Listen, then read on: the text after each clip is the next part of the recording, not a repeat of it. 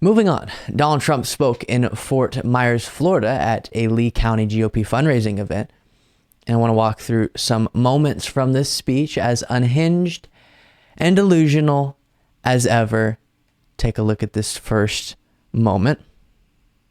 To put it simply, on Election Day 2016, we didn't just save America, we saved the Republican Party. We did.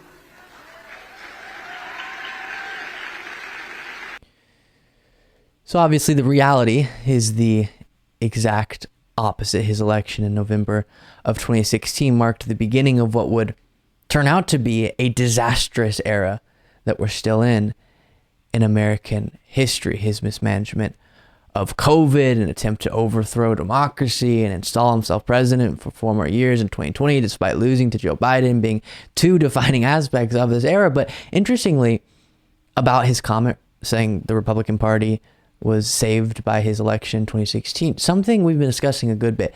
November 2016 marked the beginning of an era I think will be looked back upon in history as the destruction of this version of the Republican Party.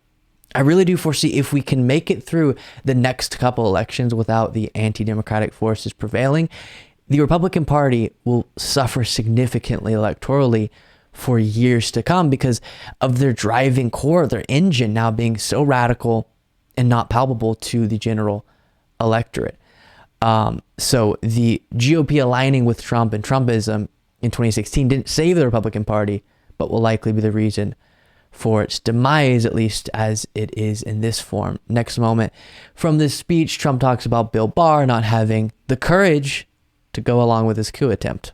And if Bill Barr had any courage, instead of worrying about being impeached by the Democrats, these people would have all been taken care of, but we have to do it a different way. If he had courage, we need people with courage. He had no courage. He didn't want to be impeached. Sir, I don't want to be impeached. I said, what's wrong with being impeached? I got impeached twice and my numbers went up. He wasn't a brave person. You know, it could have been that Barr wasn't courageous enough to go along with an anti-democratic attempt to subvert the will of the people and install Trump as president, or it was a rare moment in Bill Barr's life where he actually did show some courage and decided to side with all the evidence showing that Biden won fair and square and Trump, he lost. Even though Barr had acted dishonestly for Trump and worked loyally for him for quite some time, Trump's claims of the election being stolen were so outlandish that even he couldn't get on board. That's really the reality. Then we move on to a truly unhinged moment where he vows, if he becomes president, to investigate DAs, district attorneys that he doesn't like based on some detached from reality beliefs he holds about what they're doing.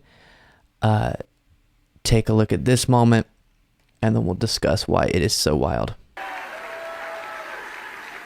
To stop the local Marxist prosecutors who release rapists and murderers while persecuting conservatives, on day one of my new administration, I will direct the DOJ to investigate every radical DA and attorney general in America for their illegal, racist, in reverse enforcement of the law.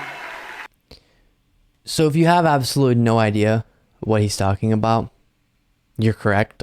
You're sane. Me neither.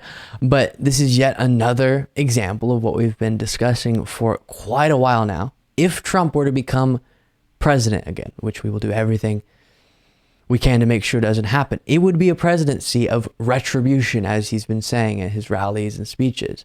In this situation, he would literally be using his power as president to go after, likely, Alvin Bragg himself. Because I'm sure Alvin Bragg falls into, in Trump's mind, the group of DAs that is being talked about there.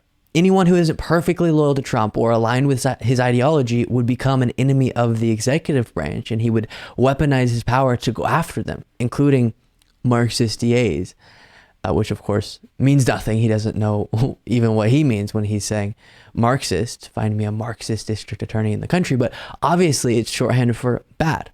All of this is just Trump trying to go after those who aren't perfectly aligned with him or who he feels wronged by, threatened by, all of it, which is really ironic because we have heard constantly from Republicans with all these hearings recently that it's the left that is weaponizing the federal government to target conservatives, which isn't true. It's a fabrication, but now this fabrication will be used to justify an actual weaponization of the federal government against liberals that Trump doesn't like. Yikes. Then on DeSantis' home turf in Florida, Trump said his normal things about Ron DeSantis. And again, except you don't see that tabulation, we did much better in 2020 in Florida.